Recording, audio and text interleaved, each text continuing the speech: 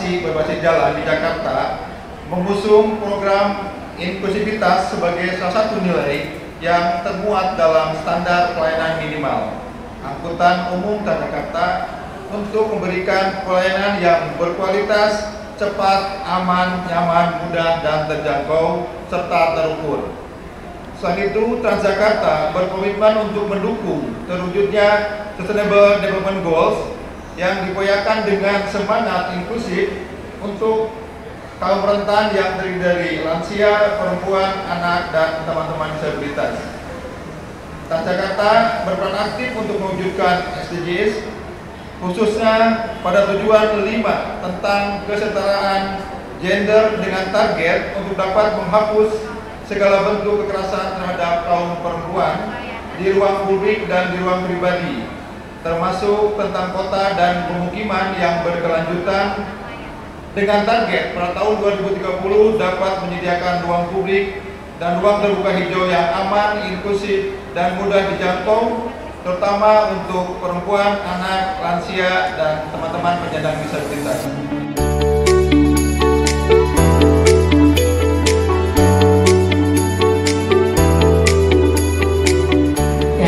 Bertepatan dengan sekali lagi 16 hari anti kekerasan terhadap perempuan yang dimulai sebenarnya dari tanggal 25 November sampai dengan puncaknya adalah 10 Desember yang lalu. Seminar, melalui kunjungan-kunjungan, kemudian juga melalui kegiatan-kegiatan yang hari ini tentunya kami menyambut baik PT Transportasi Jakarta ini juga mengambil momen yang luar biasa bahwa pencegahan, penanganan, dan juga penegakan hukum kasus-kasus kekerasan ini harus menjadi perhatian kita semua. Untuk yang luar biasa ini kami mengapresiasi hal-hal yang sudah dilakukan dan sekali lagi keberanian masyarakat untuk melaporkan kasus-kasus yang dialami itu menjadi sangat penting. Ruang pengaduan yang ini diharapkan bisa memberikan jawaban atas maraknya kasus-kasus kekerasan yang saat ini dialami oleh perempuan dan anak. Kesempatan yang luar biasa pada hari ini, selamat kepada PT Transportasi Jakarta yang sudah terintegrasi tentunya dengan LRT, dengan MRT, dan mudah-mudahan ini menjadi praktek baik membuka ruang masyarakat untuk mendapatkan yang sesungguhnya bahwa negara hadir menyelesaikan persoalan-persoalan di lapangan. Sekali lagi terima kasih Bu Kadis, Bu Ketua Tim Penggerak PKK, dan juga Bu Agatha. Kehadiran Bu Agatha akan menjadi salah satu public figure yang hari ini mulai kita tangkap untuk bisa menyuarakan hal-hal yang terkait dengan apa itu isu perempuan dan anak, utamanya dalam upaya kita mencegah kekerasan di seantero Indonesia, tidak hanya di DKI Jakarta. Terima kasih. Wassalamualaikum warahmatullahi wabarakatuh. Kita semua cukup berkeyakinan ketika perempuan berdaya, anak terlindungi, insya Allah Indonesia maju.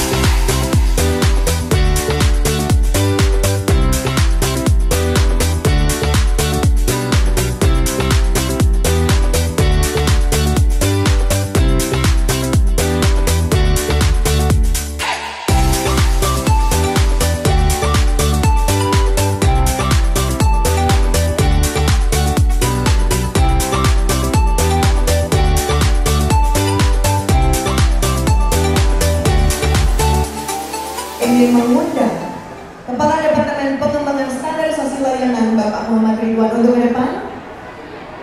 Lalu saya mau mengundang juga Ketua 1 TP PKK Provinsi DKI Jakarta, Ibu Lismiawati.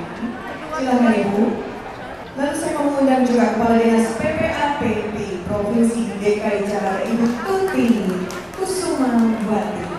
Dan Mbak Agatha Suci, silakan maju ke depan. Kita mau ngobrol-ngobrol. Saya memposisikan diri sebagai penggerak di masyarakat, yaitu dengan organisasi PKK. Sebelum kita ke PKK, mungkin sebagai perempuan kita harus melihat ke dalam keluarga kita. Bagaimana peran perempuan sebagai seorang ibu harus bisa mendidik, membesarkan anak yang cerdas, sehat, dan bermanfaat. Dari situ kita kalau bisa melakukan sebaik mungkin peran kita sebagai orang tua, kita bisa berkegiatan mengambil peran di masyarakat. Sekarang memang karena multimedia sosial sudah sangat luar biasa, kejadian-kejadian di kampus transportasi umum sudah terlihat ya Bu ya. Jadi bagaimana kita sebagai perempuan bisa membantu para korban yang terjadi pelecehan. Kalau di transportasi umum, saya mengharapkan menghimbau kepada teman-teman semua, kita harus berani speak up, berani berbicara, berani menyampaikan dengan kapasitas kita sebagai perempuan. Contoh kecil, misalnya kita ada sesuatu yang membuat kita tidak nyaman dalam transportasi umum, mungkin salah satu contoh kita bergeser tempat. Atau kalau memang itu sangat membuat tidak nyaman, kita bisa menyampaikan ke petugas yang ada di sekitar kita, mungkin ke OB, petugas-petugas transportasi. Selain itu, mungkin sudah kita tahu bersama bahwa Transjakarta ini sudah memiliki Posapa ada di 23 dan bisa dimanfaatkan fasilitas itu karena petugasnya memang sudah terlatih dan terdidik oleh Dinas PPAP kerjasama. Mungkin itu yang kita harus berani melapor ya, jangan takut, jangan sampai situasi. Kalau merasa tidak nyaman, segera lapor karena saat ini kita juga mensupport itu segera. Tepuk tangan untuk jawaban itu. Selanjutnya saya mau pertanyaan Ibu Tuti selaku Kepala Dinas PPAPB. Assalamualaikum Ibu, selamat sore. Waalaikumsalam. Apa kabar Ibu? Oke Ibu, saya ada pertanyaan mengenai bagaimana peran unit pelaksana teknis daerah perlindungan perempuan dan anak atau UPT-DPPA dalam melindungi korban kekerasan seksual. Terima kasih. Jadi UPT-DPPA sekarang ini kita masih secara resmi itu namanya UPT-P2-DP2A. Sebenarnya fungsinya sama, tapi tinggal menyesuaikan namanya saja. Nah, perannya tentu kalau terjadi tindak kekerasan, baik itu tindak kekerasan seksual maupun tindak kekerasan lainnya, ini bisa langsung datang untuk melapor. Jadi tidak harus korban yang melapor. Siapapun ya di antara kita yang melihat, yang mendengar dan mengetahui ada tindak kekerasan, maka diamanatkan oleh undang-undang itu untuk melapor. Nah, melapornya ini salah satunya bisa ke P2-DP2A yang lokasinya itu ada di Pulau Gadung, persis di sebelah kantor Antam, jadi di lampu merah situ. Nah, kenapa harus ke sana? Karena UPT ini diberikan mandat oleh Undang-Undang 12 tahun 2022, Undang-Undang Tindak Pidana Kekerasan Seksual PPKS, untuk memberikan layanan secara terpadu. Layanan apa saja?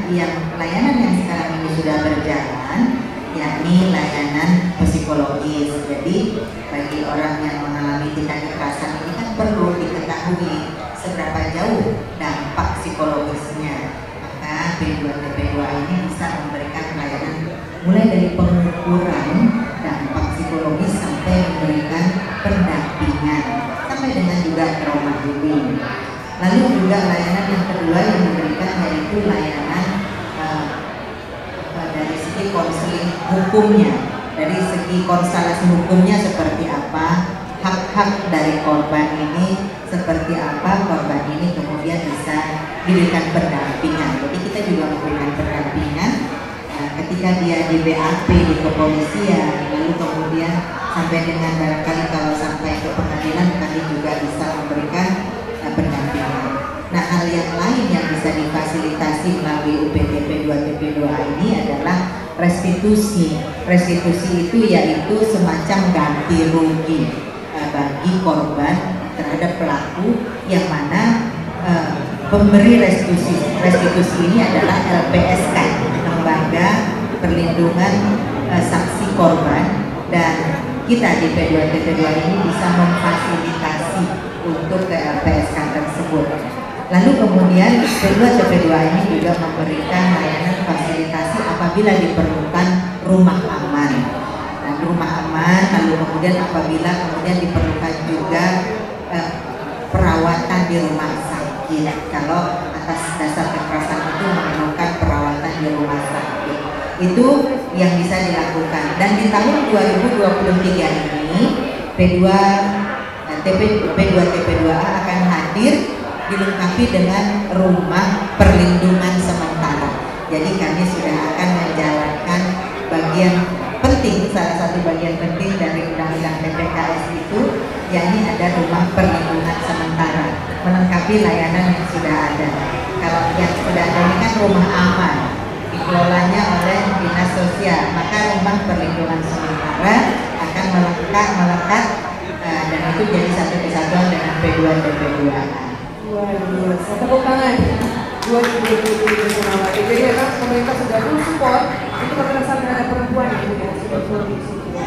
Kalau ada pertanyaan kedua ini, sebenarnya pemahaman apa yang harus diketahui oleh masyarakat terkait undang-undang tindak pidana kekerasan seksual pelayanan Transjakarta? Terima kasih. Ya, jadi ini kita konteksnya kalau bertransportasi, konteks bertransportasi Transjakarta ini misalnya. Ini sebenarnya ahli undang-undang TPKS-nya ada di sini nih, Ibu Deputi. Ya, Bu Deputi. Ahli undang-undang TPKS ada di sini nih, Bu Deputi. Jadi saya bicara di depan ahlinya ini juga nyontek sedikit, takut salah nanti kontennya kurang. Jadi di undang-undang TPKS itu ada beberapa hal yang sangat perlu diketahui oleh kita semua ya. Bahwa undang-undang TPKS ini hadir itu dia memenuhi hal-hal yang selama ini bolong-bolong, dan juga ada faktor pemberat bagi pelaku tindak kekerasan seksual. Itu ada faktor pemberat apabila itu dilakukan oleh yang seharusnya merupakan guardiansnya, yang merupakan orang yang harusnya melindungi. Nah, orang yang harusnya melindungi itu siapa saja? Bisa guru, bisa pelatih, bisa orang tua, bisa pengasuh dan sebagainya. Ini termasuk guardian. Kalau itu yang melakukan tindak kekerasan seksual, maka akan ada pemberatnya ini 30% ya, 30% dibanding normal. Lalu kemudian tentu juga yang perlu diketahui adalah jenis-jenis pelecehan seksual itu sendiri. Itu kalau di undang-undang ada pelecehan seksual non fisik, jadi ada kekerasan non fisik, kekerasan fisik, pemaksaan kontrasepsi juga masuk, pemaksaan sterilisasi juga, pemaksaan perkawinan, penyiksaan seksual, eksploitasi seksual, perbudakan seksual, kekerasan seksual berbasis elektronik. Nah, ini jenis-jenis yang perlu diketahui. Ini kan terjemahannya secara harfiah perlu untuk kita terus-menerus dicontohkan, Bu. Contoh seperti yang tadi itu, pelecehan seksual non fisik, ini kata-kata catcalling dan sebagainya. Sejauh mana catcalling ini bisa kemudian dikategorikan sebagai pelecehan seksual? Ya, Bu Deputi, ya, ini ada Bu Deputi di sini.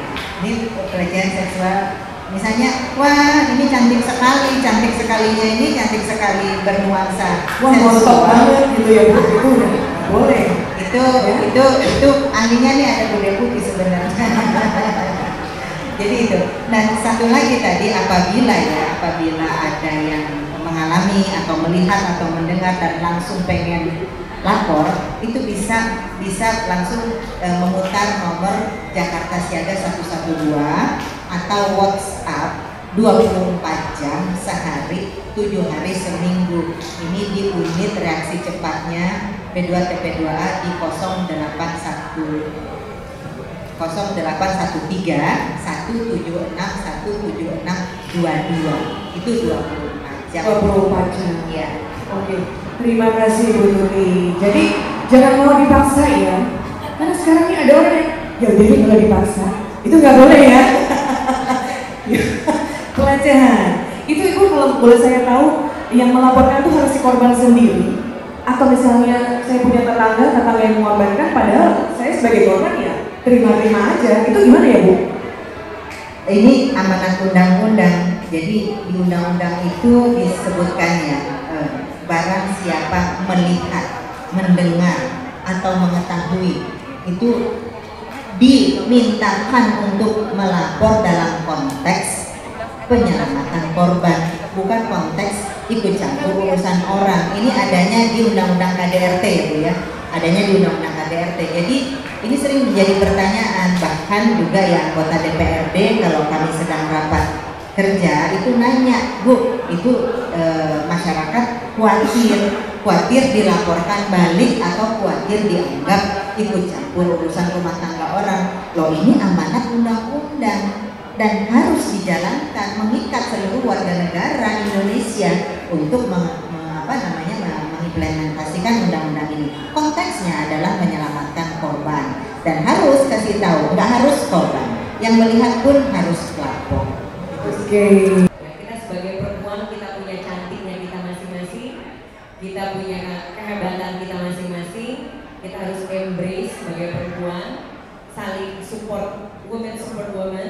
Jadi memang peran kita sebagai perempuan dan ibu itu memang sebagai pondasi dari terciptanya anak-anak Indonesia yang cemerlang. Wow, ini boleh bukan lagi ya?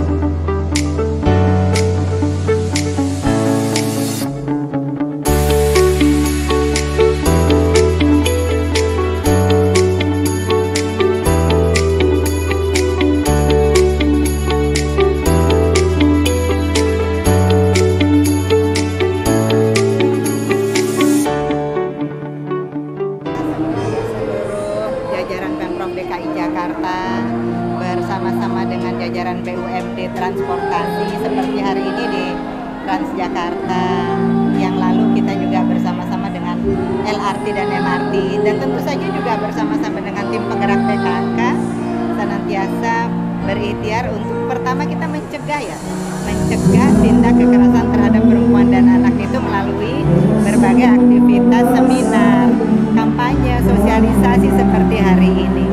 Apa yang boleh dilakukan dan apa yang tidak boleh dilakukan, dan jenis-jenis pelecehan seksual itu sendiri yang perlu diketahui dan dipahami. Contoh misalnya sentuhan yang disengaja di dalam ranah publik, termasuk di transportasi publik, itu tidak diperbolehkan, apalagi di wilayah-wilayah tertentu dari perempuan, dan ini sudah bisa dilaporkan. Dengan adanya Undang-Undang TPKS, Undang-Undang 12 tahun 2022, ini kepastian hukum terhadap pelaku itu semakin jelas. Kepastian hukum untuk korban juga semakin jelas, bahwa korban ini harus dan harus untuk dilindungi. Jadi bukan hanya korban yang bisa melaporkan, orang yang melihat pun itu bisa melaporkan. Makanya kalau ada melihat, tolong didokumentasikan agar itu bisa menjadi bukti awal di kepolisian. Jadi dengan apa mendokumentasikan? Zaman sekarang bisa foto, bisa video, gampang ya. Dan juga korbannya jangan enggan melapor. Korban, saksi itu jangan enggan melapor. Nah, di transportasi publik seperti ini, Pemprov DKI Jakarta kan sudah membentuk pos sahabat pejabat perempuan dan anak kos apa. Kalau di Transjak ini sudah ada di 50 halte, di LRT sudah ada di 6 stasiun, MRT sudah ada 13 stasiun, dan tim penggerak PKK ini aktif sekali dalam upaya mencegah. Ini barangkali bisa ditambahkan pencegahannya seperti apa aja, Ibu? Bu, kalau sampai hari ini untuk kader PKK sendiri untuk menjadi garda terdepan ya Bu, membantu agar masyarakat tidak takut melaporkan adanya tindak pidana pelecehan seksual. Seperti apa Bu yang telah dilakukan oleh PKK? Kalau kami sih dari segi PKK, karena kami kan melibatkan kader atau masyarakat di bawah, otomatis namanya korban itu harus berani melaporkan, jangan berdiam diri. Karena kan kalau begitu kan tidak jerah ya, orang itu kan seperti terselubung kalau tidak ada yang melaporkan. Dan kita dari pihak PKK selalu mensosialisasikan, mengajak masyarakat untuk berani berbicara, berani melaporkan. Seperti yang disampaikan Bu Tuti sebelumnya di Talkshow, bukan berarti turut ikut campur, tapi kita peduli terhadap korban. Jadi trik-trik kita di Iftar Konsesi Umum tuh kalau ada pelecehan juga kita sampaikan. Seperti saya sampaikan, kalau memang ada pelecehan yang merasa kita tidak nyaman, kita berdiri, kita pindah tempat. Posisi duduk, posisi apapun yang jangan mengundang orang untuk terjadi sesuatu yang tidak kita inginkan.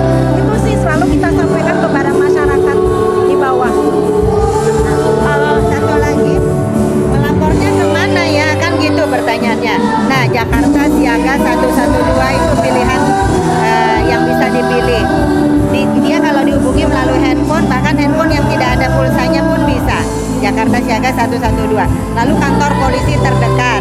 Lalu kemudian URC 24 jam. URC-nya P2TP2A di 0813 176 17622. Dan kalau terjadinya di Transjak, bisa ke call centernya Transjakarta.